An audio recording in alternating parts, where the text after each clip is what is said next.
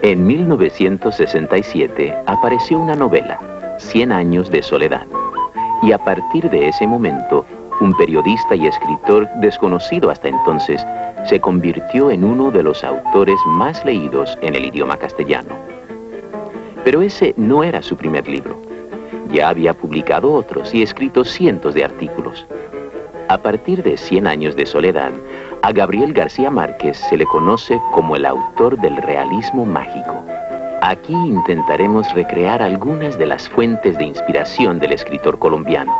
Usaremos datos y pasajes de sus narraciones y sus propias declaraciones para definir la magia cotidiana que el autor transforma en poesía. Yo estaba en una casa donde nacía un hermano todos los años. Sí, sería muy difícil hacerte las cuentas, pero si yo tenía en ese momento 13 años, es casi seguro que ya tenía 8 hermanos. Entonces me di cuenta que ahí no había otra solución que irse. Es decir, eso presentaba dos ventajas. Una para uno mismo, que era salvarse nadando. Y otra para la casa, que era descargar un poco ese peso diario que había. Entonces yo decidí venirme de Barranquilla a Bogotá a presentar examen de beca. Si eso era 1943, yo debía tener 13 o 14 años. Digo 13 o 14 años porque no está muy seguro en qué año nací yo. Nadie está muy seguro de eso.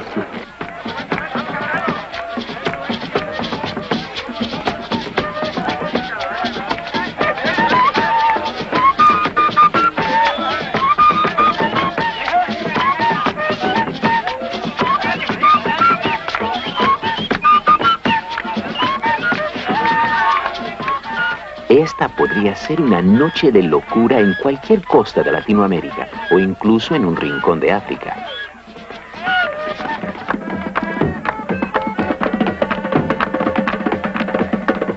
En 100 años de soledad sería la noche del comienzo del carnaval.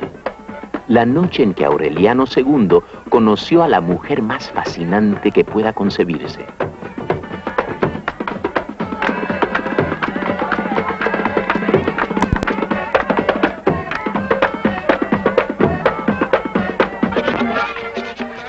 En Ciénaga, la ciudad del apogeo y esplendor de la zona baranera en los años 20, esta es la noche del Caimán. Cuenta la leyenda que un padre fue con sus 2 hijas al río y de repente una desapareció. ¿Dónde está tu hermana?, preguntó el padre a Tomasita, y ella le contestó: el Caimán se la llevó.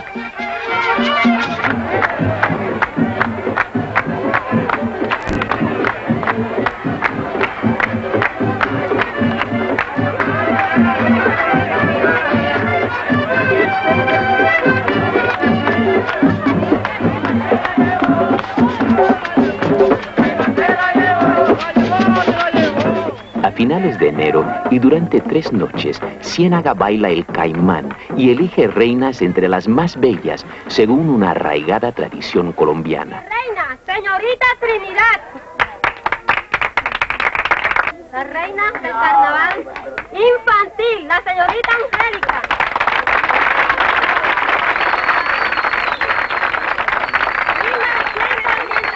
Barrio París. Una tradición que en Macondo convirtió en reina a Remedios la Bella.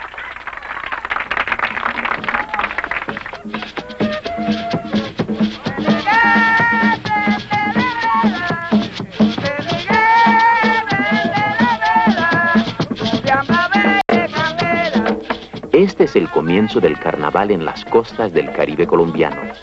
Recuerda esas fiestas del apogeo de Macondo, cuando la cumbiamba se bailaba alumbrando billetes en lugar de velas, y para los hombres era un honor bailar con esta mujer, la mejor bailarina de Ciénaga y reina de la cumbiamba hace ya medio siglo.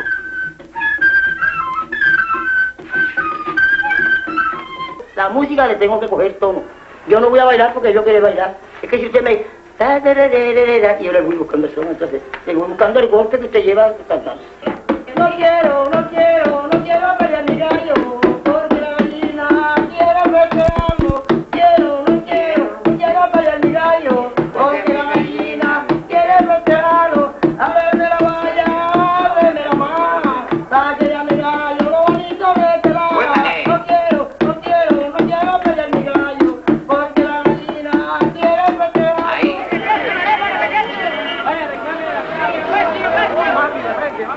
Con fiestas parecidas al carnaval, debió celebrar la mamá grande sus cumpleaños. A ellos asistían hombres y mujeres venidos de todos los rincones de la costa. Venían para celebrar las ferias más prolongadas y tumultuosas de que se tenga memoria. El aguardiente y los manjares locales se vendían en la calle y sostenían los días y las noches de la celebración.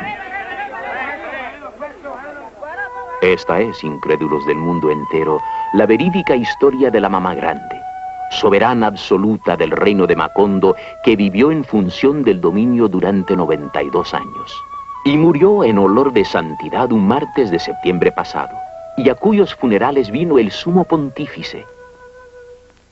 La mamá grande es el reflejo del poder, pero también es la fuerza omnipotente de la mujer costeña que encabeza la familia, la hacienda y la patria si hace falta. La realidad de la novela, dice García Márquez, no es la realidad de la vida, sino una realidad diferente. La realidad de la vida termina copiando a la imaginación y a los sueños. En Los funerales de la mamá grande, relato un inimaginable viaje del Papa a una aldea colombiana. 11 años más tarde, el Papa viaja a Colombia. La literatura mágica de América Latina es quizás la más realista del mundo, y no se debe exclusivamente al elemento negro. Comenzó antes con el diario de Cristóbal Colón. Nunca se me ha ocurrido nada que sea más asombroso que a la realidad.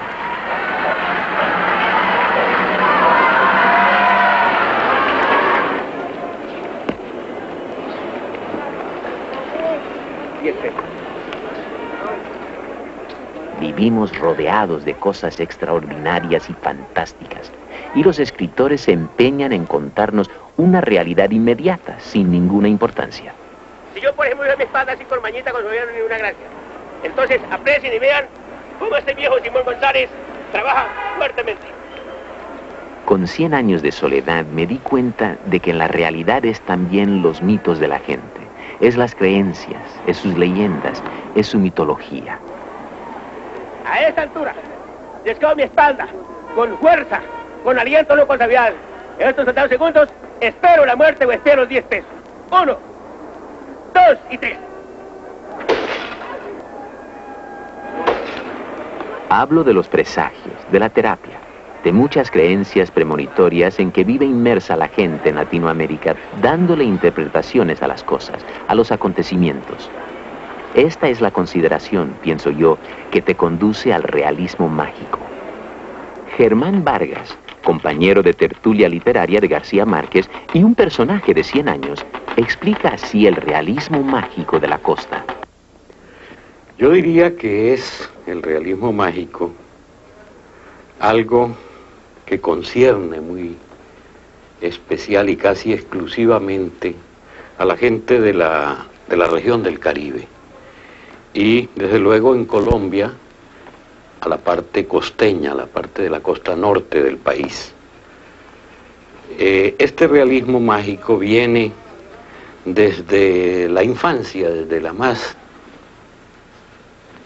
tierna infancia en los niños nuestros, que oyen relatar a las personas mayores, generalmente viejas, mujeres muy ancianas, que pueden ser la abuela, como en el caso de García Márquez, o que puede ser una vieja tía o una vieja sirvienta de origen negro, con una gran imaginación, con una gran fertilidad en la imaginación, que va contando viejas leyendas, viejas historias a los niños y les va despertando o les va inculcando esa misma imaginación, esa fantasía, esa capacidad para fantasear.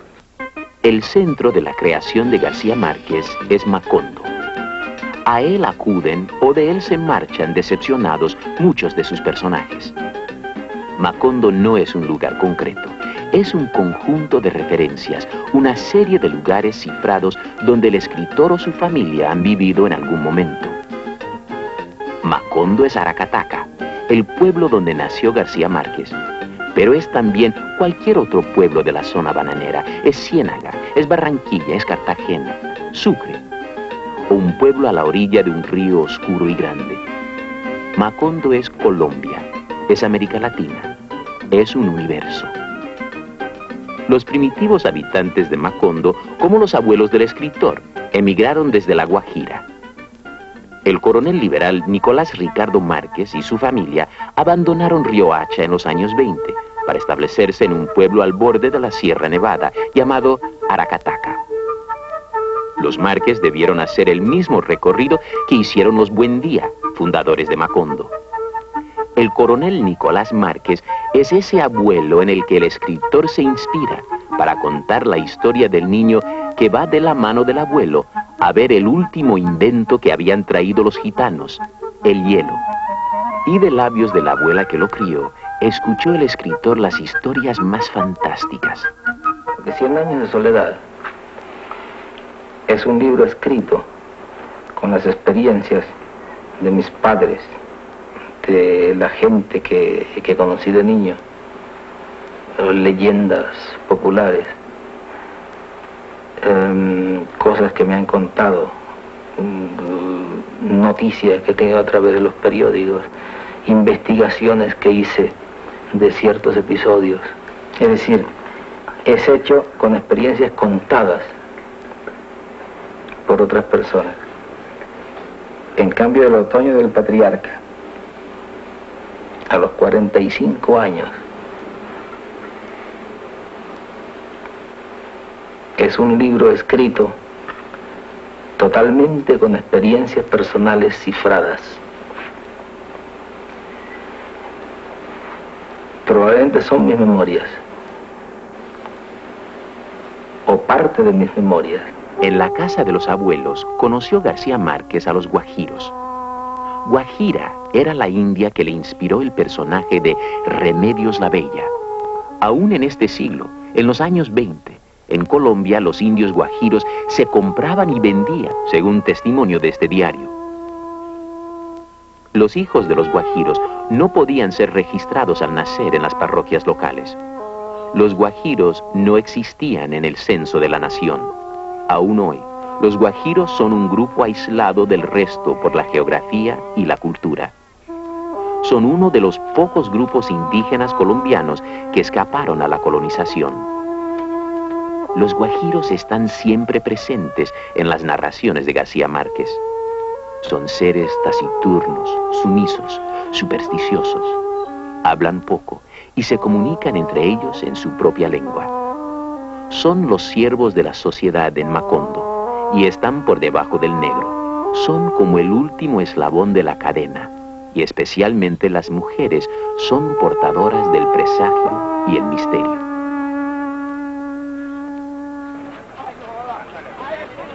A pesar de la fuerza que tiene el elemento negro en el Caribe, García Márquez no insiste en el negro como personaje de su narración.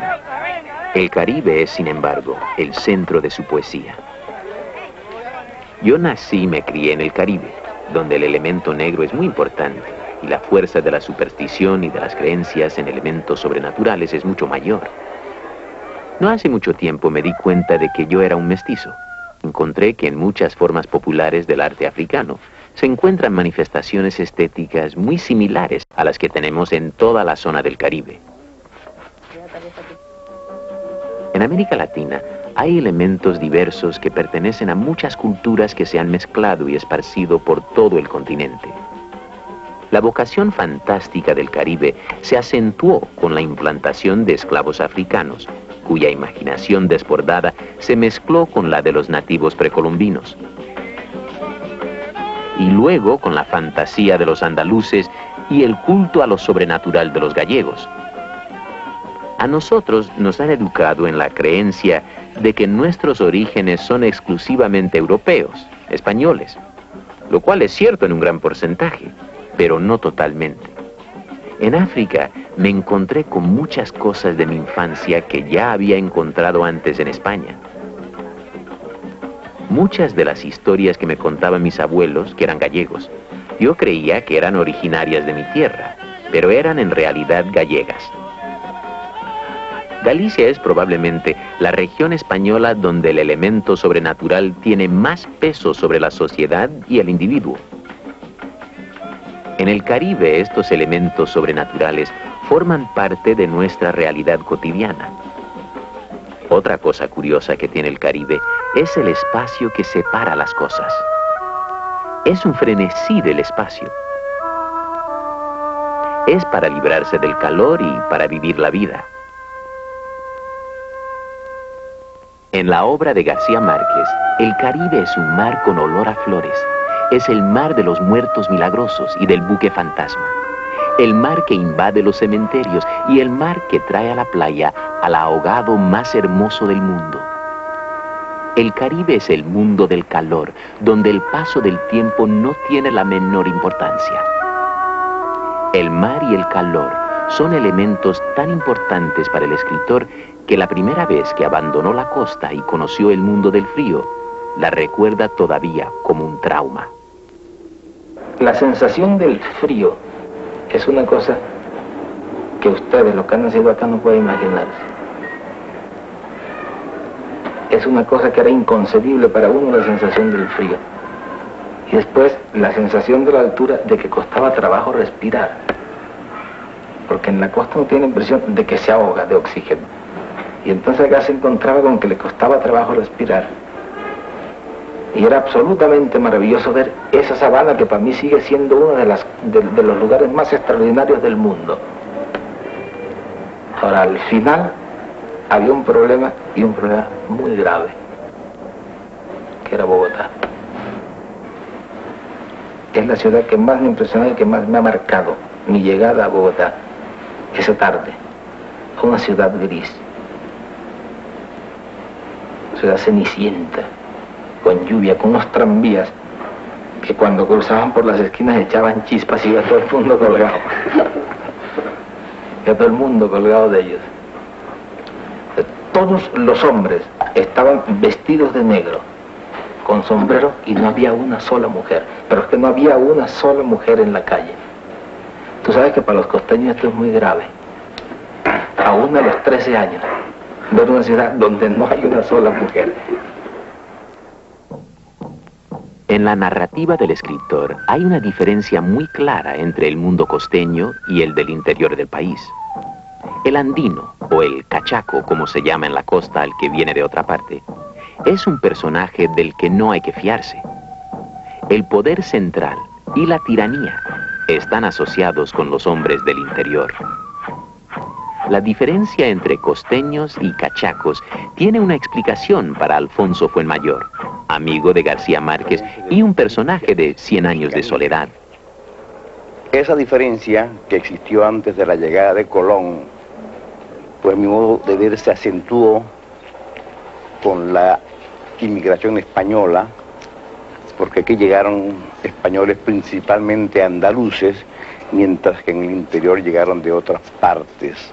Esa diferencia existe no solamente en la manera de hablar, sino en la manera de comportarse, en la manera de ser. La gente del interior prefiere ciertas actividades que nosotros los de acá rechazamos, y podría decirse, si no fuera sacrilegio, que las desdeñamos. Mientras los militares y los curas son del interior, aquí no hay ni militares ni curas. Yo creo que nunca hemos tenido un comandante de brigada de aquí porque es inútil buscar un general. Que cree un obispo ni arzobispo ha sido de aquí, porque aquí se rehuye. No la vocación religiosa, sino el enclaustramiento, la disciplina, y se entiende como una forma de la esclavitud. José Arcadio, Úrsula y sus amigos emprendieron desde Río Hacha la travesía de la sierra hacia una tierra que nadie les había prometido, siempre marchando en dirección contraria al sitio que habían abandonado. Después de 2 años, llegaron a la cumbre de la sierra y desde allí contemplaron el espectáculo de una ciénaga enorme y nunca vieron el mar. Tras el asombro de la ciénaga grande, José Arcadio soñó con una ciudad transparente que tenía un nombre sobrenatural, Macondo. Una aldea feliz, donde nadie era mayor de 30 años y donde nadie había muerto. El mundo era tan reciente que las cosas carecían de nombre y para mencionarlas había que señalarlas con el dedo. Es el comienzo paradisíaco de la humanidad que tiene un patriarca llamado José Arcadio. Lo más elemental sorprende y lo más absurdo es posible en este mundo mítico del comienzo de la aldea feliz. Es la etapa sin ley ni orden, porque no hace falta. El patriarca dice lo que hay que hacer. Siembra los almendros donde le parece y los hace eternos para que sobrevivan a muchas generaciones en Macondo. Es la época en que el alquimista Melquíades va a bañarse al río de piedras prehistóricas con los vecinos de Macondo. Muy pocos días antes de que lo entierren y de que inauguren con él un espacio que se destinará a cementerio. Es el estado primitivo de una comunidad que se entretiene en trabajar en el campo, mientras José Arcadio lucha por conseguir el daguerrotipo de Dios. Mientras el cabeza de familia de los Buendía ensarta quimeras en su laboratorio, la pequeña y fuerte Úrsula ensarta peces, arpas y gallinas rojas en palitos de balso y los vende para construir a base de azúcar el patrimonio familiar de los Buendía. Mientras José Arcadio gobierna y sueña con establecerse en un pueblo que esté más cerca del mundo, Úrsula, cargada de sentido común, mantiene los negocios caseros. El pan, los merengues y los bizcochuelos se han agregado a la venta de los animalitos de caramelo.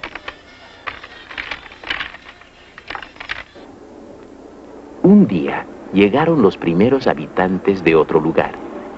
Eran los nómadas de la fantasía, saltimbanquis y malabaristas de habilidad sin límites, gitanos de todos los mundos que tenían como techo el cielo y las estrellas. Los hombres del circo trajeron la fantasía de lugares desconocidos que solo figuraban en los libros. Descubrieron el hielo, el imán, la estera voladora. Vivían de casi nada y en el amor lo daban todo, como la pequeña gitana que se entregó al hijo mayor de los Buendía y se lo llevó a recorrer el mundo del que hablaba Melquíades. La otra. Gracias a los gitanos trashumantes, Macondo comenzó a figurar en la ruta de los pueblos de la fantasía.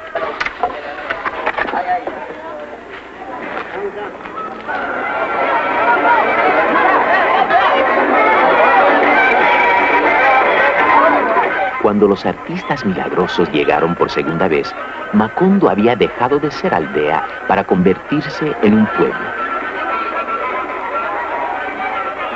Había llegado gente de otros lugares. El comercio era importante. ¡Hágase el muerto que yo lo lloro! Pero ¿para qué, hombre? ¿Para qué si no se consigue nada? ¡Hágase el muerto que yo lo lloro! No, a la buena tierra. ¡Que se muera! José Arcadio no volvió con el circo y Úrsula hizo todo lo posible para que se marchara. Pero la fascinación que los gitanos ejercían sobre el público fue mucho más fuerte.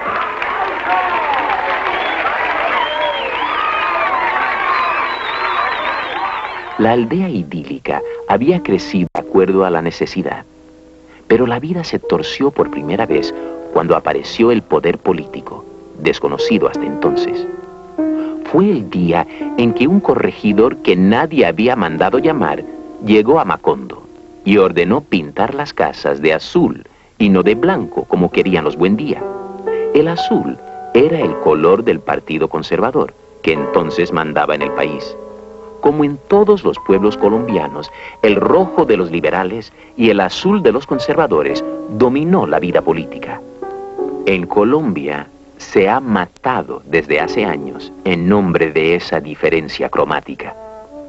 Las casas pintadas de azul, pintadas luego de rojo y luego vueltas a pintar de azul, habían terminado por adquirir una coloración indefinible. Macondo no se salvó de la violencia partidista. El segundo de los Buendía, Aureliano, simpatizó con los principios liberales y, sin entender muy bien por qué los hombres se peleaban por cosas que no pueden tocarse, fue a la guerra por inercia, como casi todos los hombres de Macondo. Cuando los conservadores cambiaron los votos en las urnas, Aureliano decidió pelear contra ellos por tramposos. Promovió 32 insurrecciones contra el gobierno. Ninguna triunfó. Decepcionado por la derrota liberal, el coronel Aureliano Buendía se negó a seguir oyendo historias de la guerra y se encerró en el taller para trabajar con el oro. La labor meticulosa de orfebre le permitió aislarse de la realidad. Después de que el gobierno mandó matar a sus hijos, aprendió a tener la mente en blanco para no recordar. Su sentido de la independencia y su anarquía aumentaron. Al principio cambiaba las figuritas por monedas de oro, que luego fundía. Pero cuando los recuerdos de la guerra le resultaron insoportables, inventó el truco de armar 2 pescaditos por día. Y cuando llegaba a 25, los fundía de nuevo para hacer más pescaditos, hasta que perdió la noción del tiempo.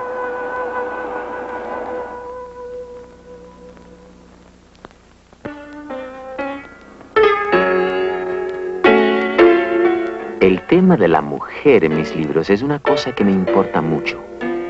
Yo creo que la mujer es el ser fuerte y que gracias a ella la historia sigue adelante. No lo sé, pero tengo la impresión de que lo que ha sucedido es eso. Ellas sostienen el mundo para que los hombres puedan ser los protagonistas de la historia. Mis mujeres están mucho más enraizadas en la realidad. Tienen los pies bien plantados, son sólidas, pacientes, constantes. Los hombres son criaturas quiméricas, capaces de acciones locas y grandiosas, pero incapaces de la paciencia y la constancia. El mundo es así.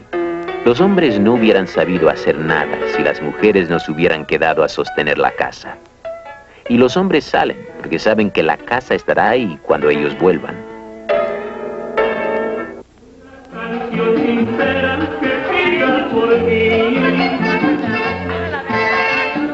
Un lugar resulta especialmente entrañable para los hombres en las historias de García Márquez.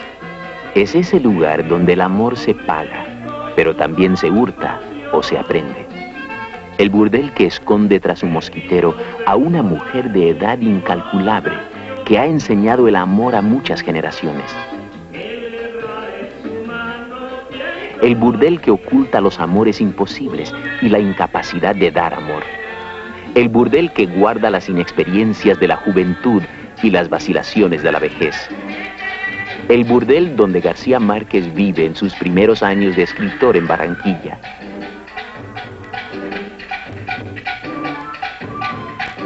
El burdel al que Aureliano Buendía acude por primera vez y encuentra a la cándida Heréndira, una niña que tendrá que ejercer durante 10 años el oficio del amor para pagar una deuda a su abuela desalmada. García Márquez relata cómo los hombres y las mujeres de Macondo se fueron enfrentando juntos a los cambios más terribles. Primero conocieron la violencia política y después la vorágine del progreso. Y aprendieron que no todo lo nuevo llegaba con los gitanos y los vendedores de milagros. El tren fue un acontecimiento en sus vidas. Alguien anunció la llegada del nuevo invento como una cocina que arrastraba un pueblo. Es el mismo tren que el coronel que espera su pensión ve llegar un día cargado de hombres, mujeres y animales. Es el tren del progreso y la desgracia. El tren que un día servirá para transportar a los muertos de la huelga y que se llevará a Meme a la ciudad de los páramos, de donde vino un día su madre, Fernanda del Carpio. Pero es también el tren que llevará el mundo a Macondo, desde la orilla del mar. Una tarde llegó en ese tren un grupo de americanos, y sin que los macondinos tuvieran mucho tiempo para pensarlo, el pueblo se llenó de forasteros, y crecieron los campamentos de madera y techos de zinc. Los gringos llegaron a Macondo para poblar las tierras de Banamo. Compraron municipios enteros y lo cultivaron todo. Construyeron un pueblo aparte para ellos y sus familias, rodeado de una valla metálica, como si fuera un enorme corral. Vivieron en este parque paradisíaco, en casas con jardín y ventanas protegidas de los mosquitos, con agua caliente y ventiladores y todo tipo de inventos asombrosos que nadie había visto nunca en Macondo. Trajeron coches fantásticos para darle la vuelta a su parque de palmeras y cambiaron por completo la vida de la zona. Nadie sabía aún si eran filántropos y ya habían ocasionado un trastorno colosal, mucho más perturbador que el de los antiguos gitanos, pero menos transitorio y comprensible. Para García Márquez, la presencia de los norteamericanos fue desconcertante. Con ellos llegó el dinero y la corrupción que viene tras él. Horas. La estación más grande se había construido enfrente de la ciudad de los gringos. Habían cambiado tanto las cosas desde que llegó a Macondo el ingeniero americano que midió la humedad y probó el primer banano, que los primitivos habitantes de Macondo se levantaban temprano a conocer su propio pueblo. Fue la época en que los macondinos descubrieron el cine y se maravillaron de poder compartir tan cerca y tan lejos las penas y las alegrías de seres inalcanzables.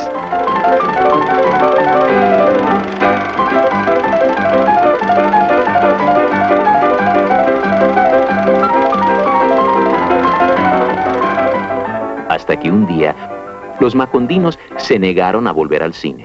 Sufrieron una terrible decepción al comprobar que aquel personaje al que habían llorado y enterrado en una película reaparecía vivo y convertido en héroe en otro lugar del mundo en la película siguiente.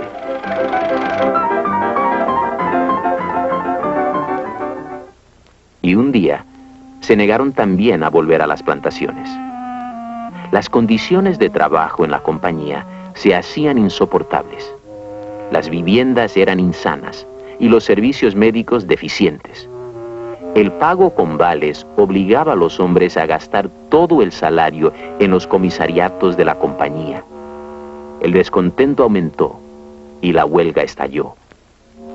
José Arcadio II fue el encargado de defender los derechos de los obreros. Y llegó el tiempo ese raro de la huelga, donde empezaron conferencias y la gente se fue levantando lentamente, fue despertando, posiblemente no levantando, sino despertando. Se puso la cosa tan delicada que tuvieron que acudir a las fuerzas militares. Estaba entonces de jefe de la plaza el general Cortés Vargas. Ucha Rebolledo, hija de un bananero local, era joven cuando estalló la huelga y gustaba de pasearse a caballo vestida de militar por las calles de Ciénaga. El pueblo le echa la culpa a los bananeros, perseguían a los bananeros mucho, nosotros sufrimos también por eso. La Magdalena Fruit Company no tuvo la culpa, por no decirte, la confusión que hubo cuando ellos no estaban preparados para este tiempo que se está pasando ahora, o sea, liberación del campesino. La United Fruit intentó resolver el problema alegando que no tenía trabajadores a su servicio. Cambió de nombre y recurrió a la quema de documentos. La historia contada en 100 años de soledad es la misma que cuenta este obrero de la compañía. El jefe mandó a quemar varias planillas y habíamos perdido los derechos, porque yo trabajé hasta el año 50, pero que fueron 27 años. Pero entonces, como él mandó a quemar las planillas, no parecen ahí, sino 19 años. En el 51 principié a pedir la jubilación, pero cada vez que iba me decían que no tenía derecho porque no había trabajado en las 3 compañías, o sea, en los 3 nombres de la compañía. Había muchos jubilados que habían trabajado menos que yo. Entonces yo iba siempre, toda la semana iba, un día, hasta el año 70, que conseguí un abogado. Y el abogado también estaba de acuerdo con la compañía porque me engañó. Estoy esperando es que a ver si me arreglan el problema, porque tengo 31 años de estar luchando para que me arreglen el problema y todavía no me lo han arreglado. La huelga de las bananeras, narrada con todo lujo de detalles en 100 años de soledad, es el capítulo más importante de la historia obrera en Colombia. Fue una huelga no solo contra la compañía americana, sino también contra los cultivadores locales. El gobierno envió al ejército para ayudar a los dueños de la tierra. Para quitar fuerza a la huelga, los soldados hicieron el trabajo que los obreros se negaban a hacer. Los obreros, cansados de una lucha de meses, quemaron fincas y comisariatos y destruyeron los sistemas de comunicación para paralizar la producción. Los enfrentamientos con la tropa eran continuos. Por fin el gobierno decidió enviar a Ciénaga al jefe civil y militar de la región, al general Cortés Vargas. El general convocó a los trabajadores en la plaza, al parecer para un acuerdo. Pero todo fue un engaño. En pleno estado de sitio, siendo posiblemente de las 10 de la noche en adelante, la plaza se llenó de gente. Niños, viejos, perros, ancianos, gente de toda clase, mujeres. Y salió el batallón. Después volvió y salió otro escuadrón y así fueron saliendo hasta que la placita se llenó. Mandaron más de 400 cachacos de esos con los rifles y Cortés Vargas, un hombre malísimo, con metralladoras y todo. Entonces fue arrasando con toda esa gente, matándolas. Nada más se oía ese solo tronido, uno no podía abrir la puerta, no podía asomarse a la puerta de la calle porque esos cachacos le apuntaban a uno para matarlo. No podía uno salir ni a tomar agua. El general Cortés Vargas era un hombre como reposado, ¿ves? No me atrevo a decir que fue malo. Como buen oficial del ejército cumplió con su deber, ¿comprendes? Y él le dijo a la gente que se retiraran, no una vez, sino muchas veces. Entonces comenzaron a contar 1, otro minuto, 2, 3 minutos, a la 1, a las 2. ¿Se rinden? ¡No! Gritaban. 100 años de soledad conserva el nombre del general y el número del decreto por el que el gobierno lo autorizó a disparar sobre los obreros. Ciénaga conserva el recuerdo de la masacre, el viejo edificio de la estación y un monumento en homenaje a los muertos. Tras la huelga comenzó en la zona la decadencia de la industria del banano. En Macondo todos olvidaron la matanza, menos un niño. Estaba yo en la estación, en esa hecha estaba yo como de 12 años. Me puse junto de un muchacho que al menos sirvió en el cuartel. La segunda descarga fue cuando hubo los muertos. Entonces me fui rodando con el muchacho hasta pasar la calle al otro lado. De ahí nos paramos. Él me dijo, váyase para la casa, y yo me fui para la casa. Bueno, el día siguiente, como pelado me vine acá al campo, donde había sucedido la tragedia, y vi los muertos. pero allí solamente ya habían dejado más que 9, que eran los 9, digo yo que eran los 9 puntos, y así fue todo. Y a la muerte siguió como maldición bíblica la lluvia, que borró hasta los recuerdos. Los macondinos lo olvidaron todo. Cuando vino el viento cálido, Úrsula murió. Fue el comienzo de la ruina de Macondo. Los americanos se marcharon y abandonaron las plantaciones, y se acabó la prosperidad del Milagro.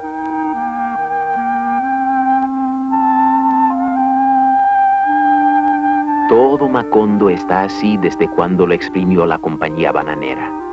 La hiedra invade las casas. El monte crece en los callejones.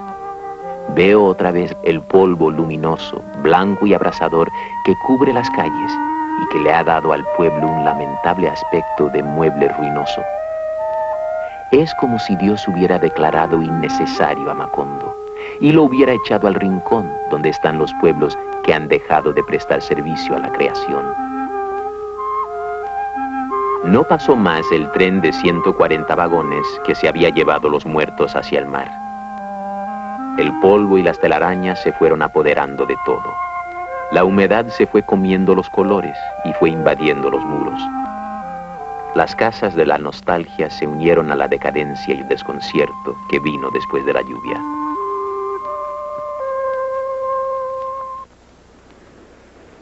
Los americanos se fueron por donde habían venido y se llevaron sus prodigios. Pero como cuenta el Otoño del Patriarca, también consiguieron que el dictador les entregara el mar.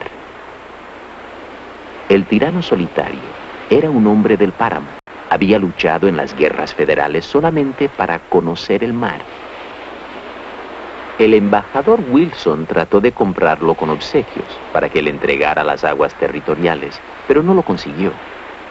Solo la amenaza de un desembarco de marines lo obligó a entregar por fin el mar. El dictador tenía la firme convicción de que los marines traían la corrupción y la discriminación racial. El patriarca lloró ante su madre su derrota y le dijo que prefería regalar el océano antes que permitir que los infantes americanos dominaran la vida de su pueblo. Se llevaron el Caribe en abril. Se lo llevaron en piezas numeradas los ingenieros náuticos del embajador Ewing para sembrarlo lejos de los huracanes en las auroras de sangre de Arizona. Se lo llevaron con todo lo que tenía dentro.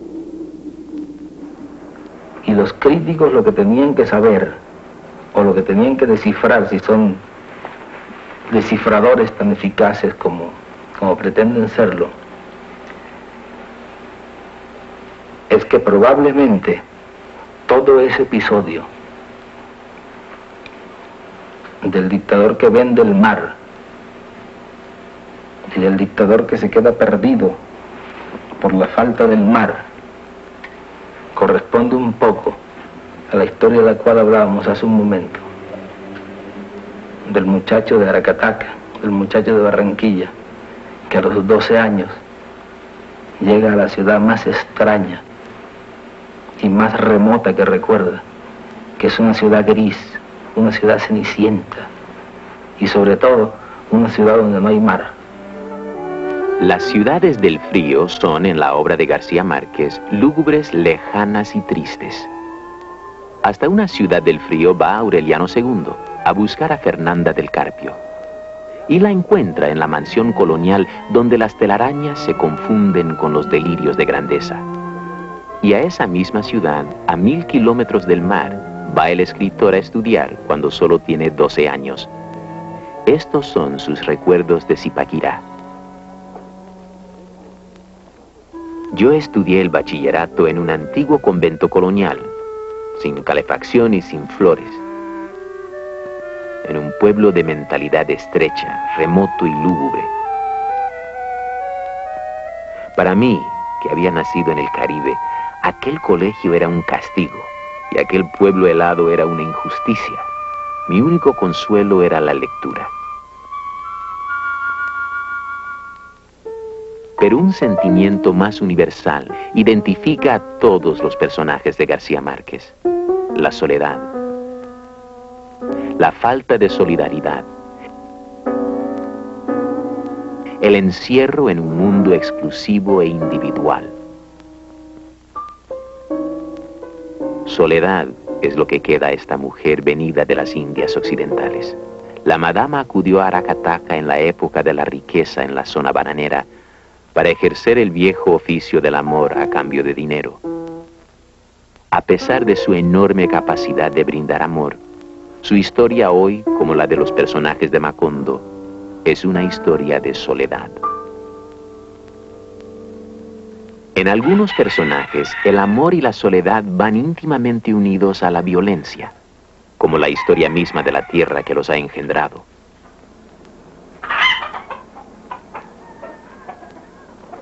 Es el caso del coronel que no tiene quien le escriba. El coronel que espera desde hace años su pensión. Peleó con el bando liberal en la guerra civil, la misma a la que se unió Aureliano Buendía, porque los conservadores habían hecho trampa en las urnas. El gallo representa su única posibilidad de derrotar al enemigo que le ha ganado siempre todas las guerras. Aquella tarde, en medio del ambiente febril de la gallera, vio su gallo en el centro de la arena, solo, indefenso, con algo de miedo evidente en el temblor de las patas.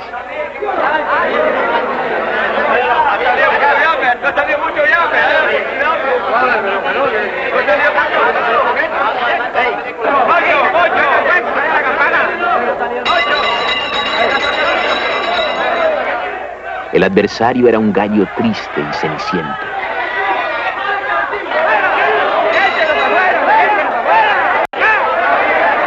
Fue una sucesión de asaltos iguales, una instantánea trabazón de plumas y patas y pescuezos en el centro de una alborotada ovación.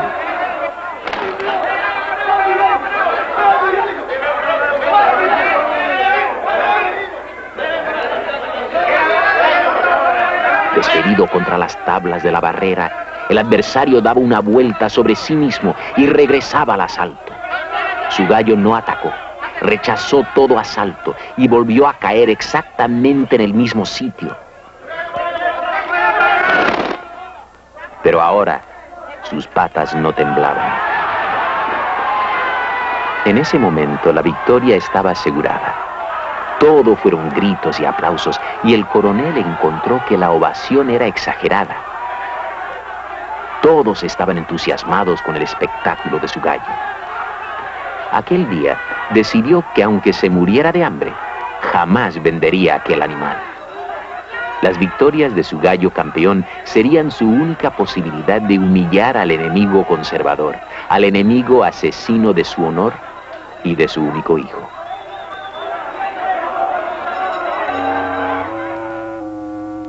En Colombia, las guerras civiles no han tenido un sentido revolucionario, sino revanchista. El país vive normalmente en estado de sitio, y el paso de los años no ha borrado la costumbre de comprar los votos o alterar las urnas en las elecciones. Cuando García Márquez está comenzando su carrera de periodista, Colombia vive otro durísimo capítulo de su interminable historia de violencia.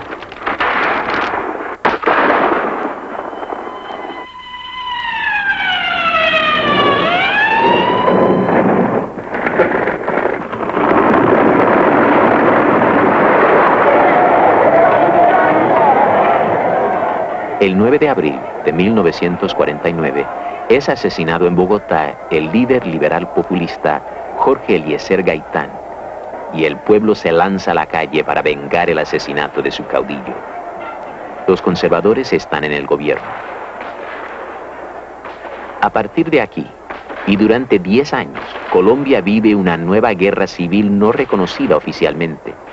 300.000 muertos es el saldo de esta etapa titulada La Violencia. De nuevo, la guerra tiene como principal objetivo exterminar a los compatriotas de signo político contrario.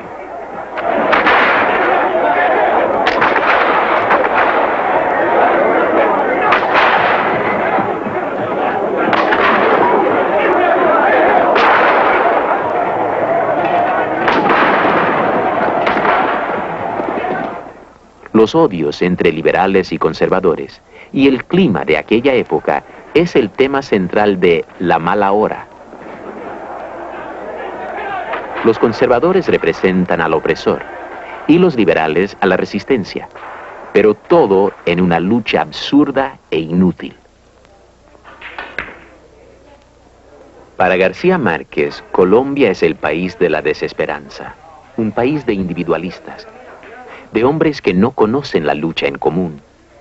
Y ese sentimiento se refleja en los personajes de Macondo, en su frustración, que es la frustración de Colombia, de América Latina. A esa conclusión se llega en 100 años de soledad y en muchas narraciones del escritor. 100 años de soledad es mucho más que una anécdota.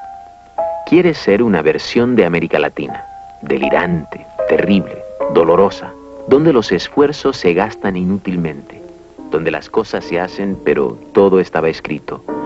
100 años es la idea de la soledad, que para mí es lo contrario de la solidaridad. La soledad como refugio de la guerra, la soledad en el amor, en la locura, en el dolor. La soledad que hace ilimitado el paso del tiempo.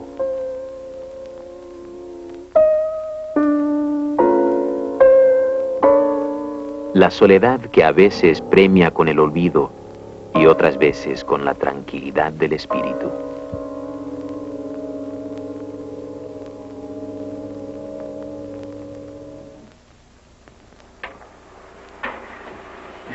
Ahora bien, un escritor tiene que tener en cuenta el índice de alfabetismo de los lectores para escribir sus libros. Es decir, tiene que bajar el nivel, digamos, el nivel de comprensión cultural de sus libros hasta el nivel cultural de los lectores. O tiene que escribir el libro como cree que debe ser y esperar que tarde o temprano los lectores alcancen el nivel cultural de ese libro. Yo creo que es la segunda posición la que se debe adoptar.